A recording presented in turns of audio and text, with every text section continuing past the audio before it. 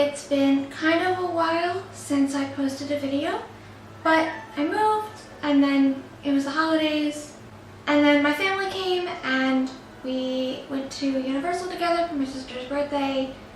So it's been kind of hard for me to sit down and film or edit or upload, but I'm here now.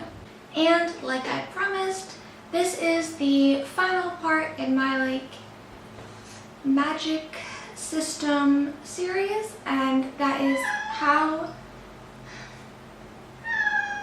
Are you done? You are likely going to hear Gimli throughout this video because he's rarely allowed in the office where I am currently filming, and so when he's left alone outside of the office, he screams non-stop, so now he's in the room.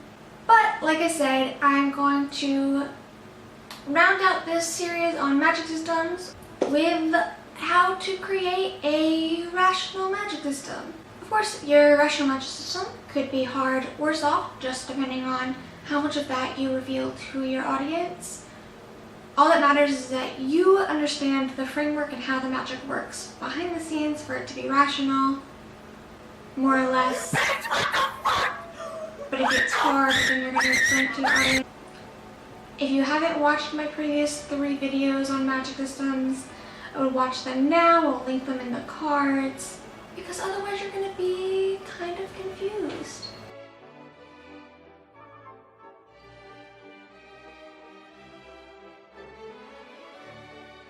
But just a quick refresher, a rational magic system can be hard or soft. It's just about how logical those rules for your magic are.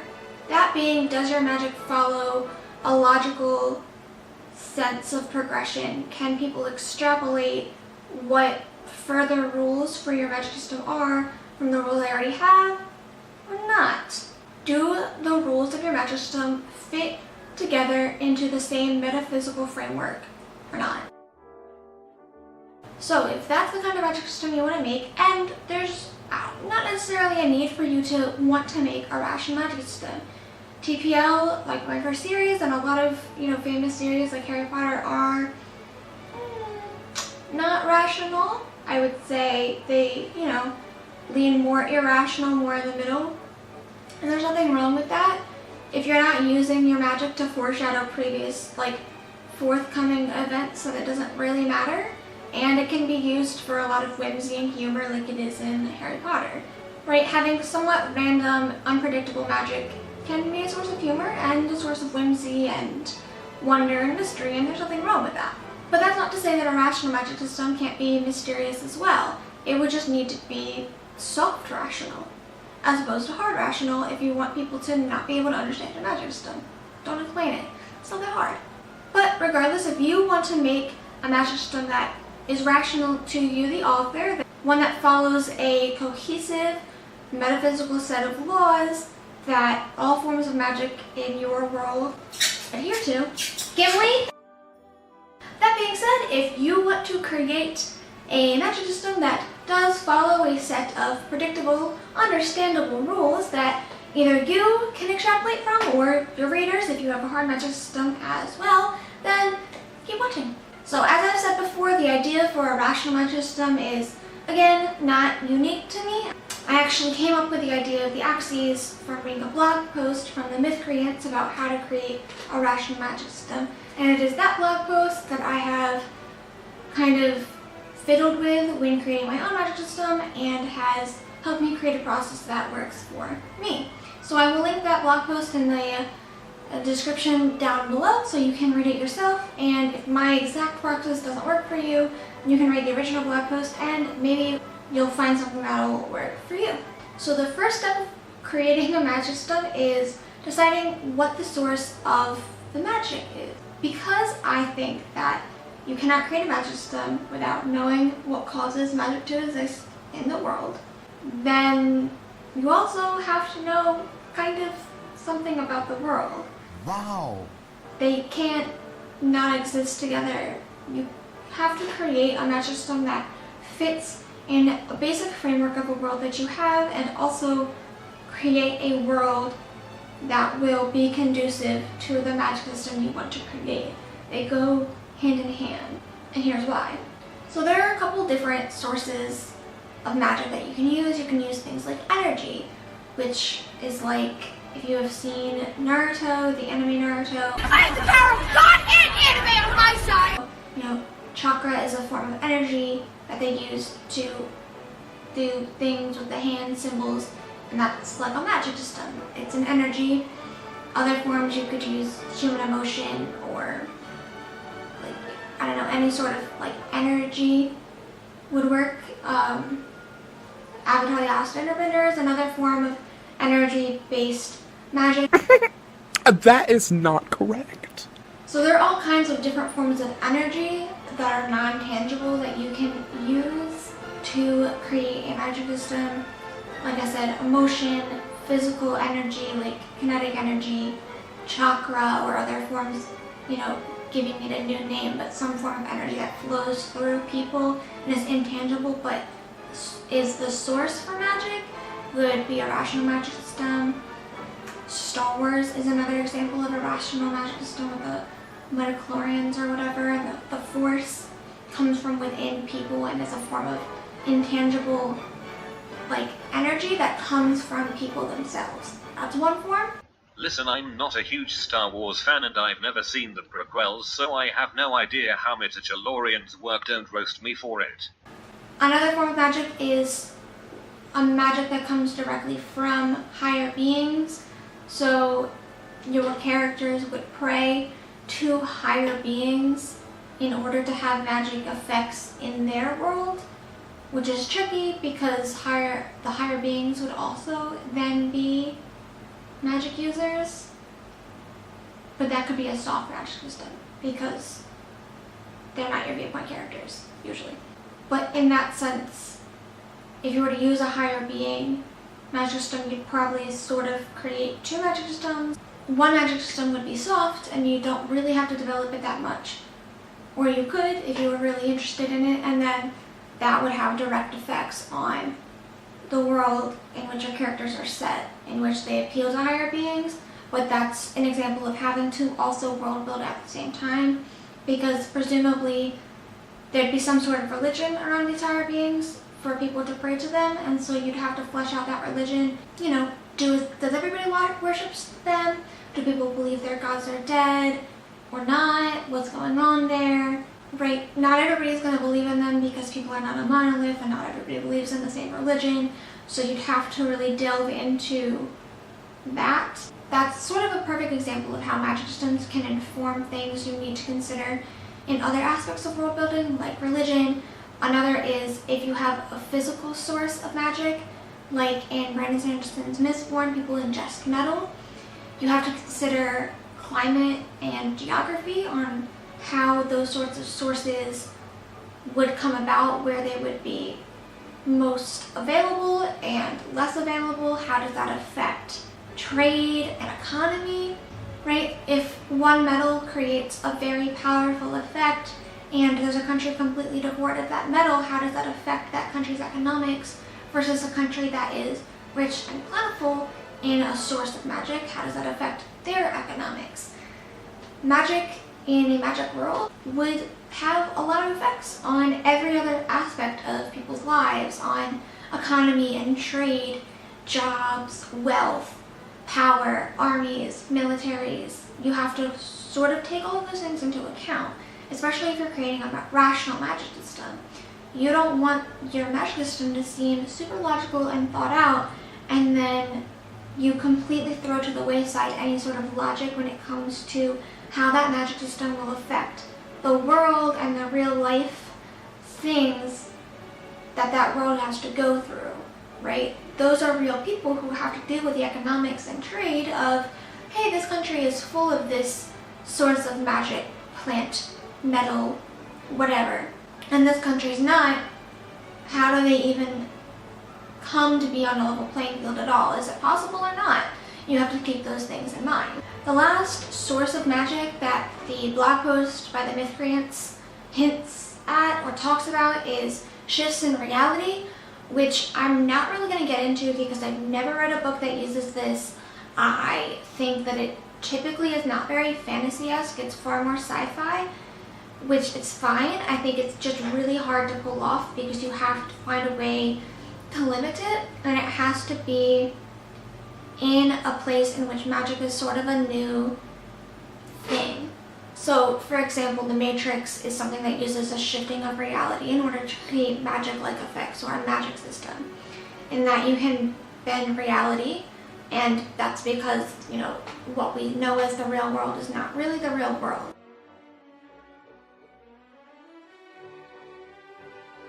So, by using a shift in reality, or reality is a malleable source of magic, you have to first explain why reality is so malleable suddenly. Like, are we all in a simulation, or do the characters get sucked into a video game like SAO, or what? Then from there you've got to find ways to severely limit the magic. Because if reality is an illusion to these characters, what stops them from destroying entire planets or wiping out entire species, especially if the villain has these abilities as well? But if generations and generations of magic users have used magic by bending reality to their will, then eventually this sort of mindset that something's heavier to lift because it's larger is going to erode and go away. And then what is there to stop people from destroying worlds or erasing entire populations of people? Those are the sort of things you need to keep in mind if you're going to go with something as extreme as reality work. If you're really new to world building and or magic creating, I would say that the two easiest would be substance, because it's easy to control and set limitations. You want to limit the magic, simply limit the substance. If there's less of it, then there's less magic to go around. The other form that's easy is energy, because it's also easy to limit. Once people are tired and run out of energy, they have no more magic. Simple, easy, and it's easy to add exceptions and make your protagonist or whatever characters you want far more special in those two magic systems. Higher beings would involve that your gods or higher beings in your reality are taking a special interest in your character, and you'd have to be a little bit more creative with the limitations for that, because what stops all powerful beings who can give magic to people from just doing whatever they want in the world below? There has to be some sort of limitations that you decide there. That's up to you if you want to do that, but also it would mean that your protagonist, if you want them to be special or strong or whatever, would have to be a, divine influence in some way. And do you really want to open that can of worms? Because then again, your limitations have to be even more stringent.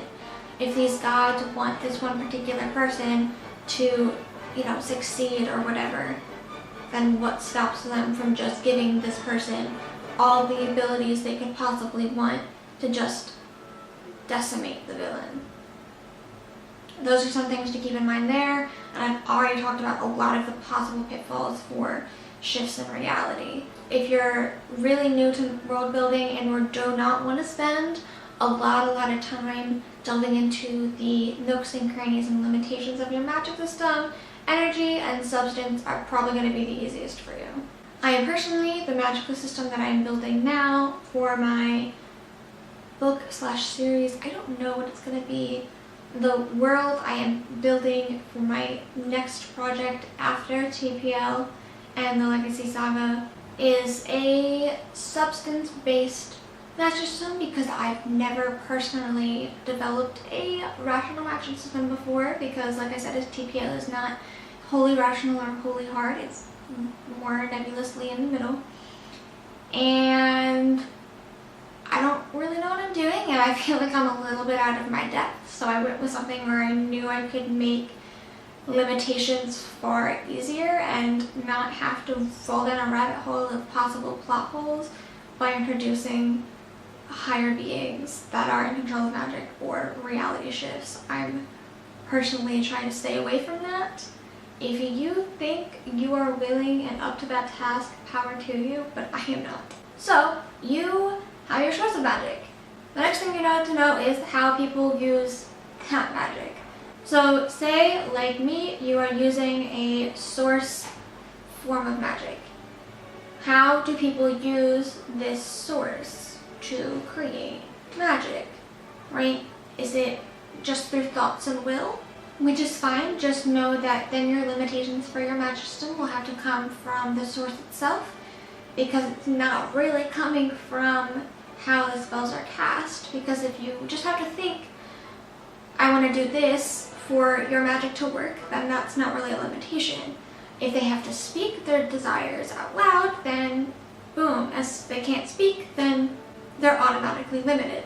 Another option is communication, but this specifically communication with other people. So this is particularly relevant if you're going to do a higher beings form of magic, in that they have to be able to communicate with their gods in order to perform magic, because their magic comes from a higher being, right? The magic does not come from within themselves, so they have to be able to communicate with what is giving them the magic. Or perhaps it's not just simply thoughts and emotions and desire, but a specific formula that you have to follow, a specific dance pattern, a specific incantation, a specific anything, right? Potion brewing tends to have a specific recipe or a ritual dance. Incantations, all of that falls under recipes, because magic can't be directed willy-nilly by will and desire, but through a specific necessary action. So, for example, in TPL, although the magic is sourced from within the character's body, it's a form of like energy magic, they have to both speak and perform specific movements in order for magic to come out in the form they want it to come out in. They can't just say, in their mind they want like, I don't know, a tree to ignite and then wave their staff around and that'll happen. They have to do a very specific set of movements and incantations for that specific magic effect to come about. So that comes with its own obvious set of limitations. If you can't speak, then you can't perform it. And if you can't move or are in some way disabled or confined, then you can't perform magic either. If you're frozen, you can't perform magic. You can't move to cast the specific movement necessary to cast the magic you want to cast. Lastly, to create a basic framework for your magic system, you need to add limitations. I've kind of been talking about this the whole time, but if you don't add limitations to your magic system, then there's no conflict and no plot, and it's boring. You have to, if you're going to create a hard, rational magic system, clearly show and tell the reader what your magic system and magic users can and cannot do. If it's a source form of magic, then the source is limited, or perhaps how you ingest it creates illness or death, or some people process it better than others and therefore are stronger than others. Or perhaps, like I said, it's you have to be able to speak, or you have to be able to move, or perhaps there can be communication errors if you're talking to higher beings and you ask for one thing and they give you something that fits that, but it's not what you meant. You know, like that genie thing, like be careful what you ask for, be very specific in what you mean. You have to have these limitations in order to help you craft conflict along the way. If your protagonist suddenly is faced with the villain and say you have a source form of magic and your protagonist has never been able to ingest and process whatever the source is as well as everybody else, and they're inherently weaker and have weaker magic because of it, then they're kind of in a pickle with this villain who, I don't know, like can distill this pure form of the source and has an unlimited will of magic as a result. Whatever they may be, you have to have limitations, or there's going to be absolutely no reason that your protagonist can't just their way out of problems. A lot of magic systems, once you figure out the source of magic, so either like it's a substance or whatever, and once you figure out how that magic comes into the world, it's easy to extrapolate from there what are going to be good limitations that work with the magic system you've already started. They tend to free fall from the framework you've already set up.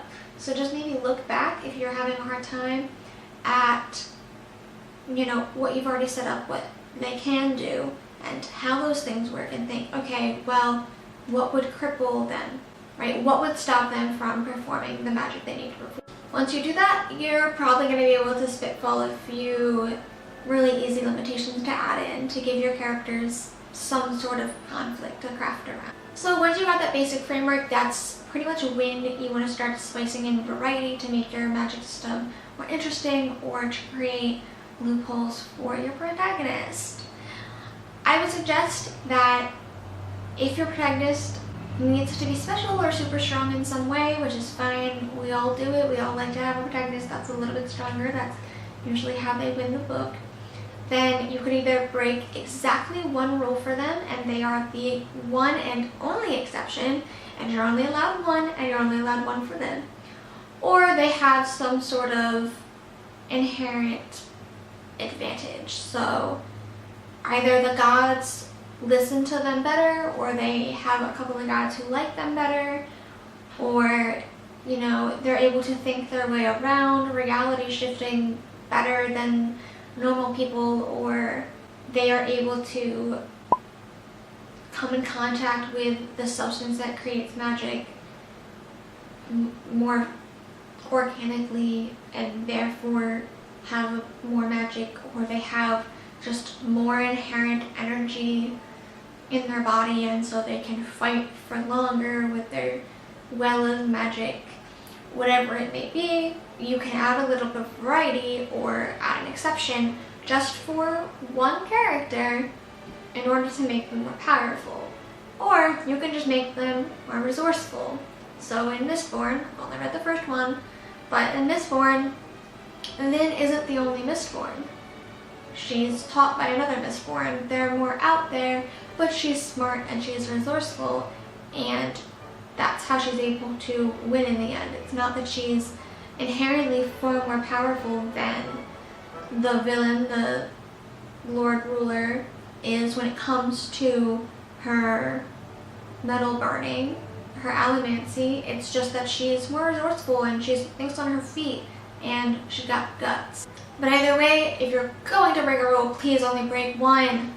But that's pretty much all I've got for you guys today. It's been kind of a long video, but it's been also kind of a long time since I sat down and filmed. I hope that this was helpful for you. If you have any questions or you want me to explain anything more in depth, leave a comment down below. I'll either make further videos if this was not in depth enough for you, or if it's a quick question, I can answer it down below. I absolutely love magic systems and world building, and I am sure I'm going to come back for more world building advice in the future. So if there's any specific world building things you want to see, leave that in the comments down below as well. Okay, so until next time, I'll see you guys later. Bye!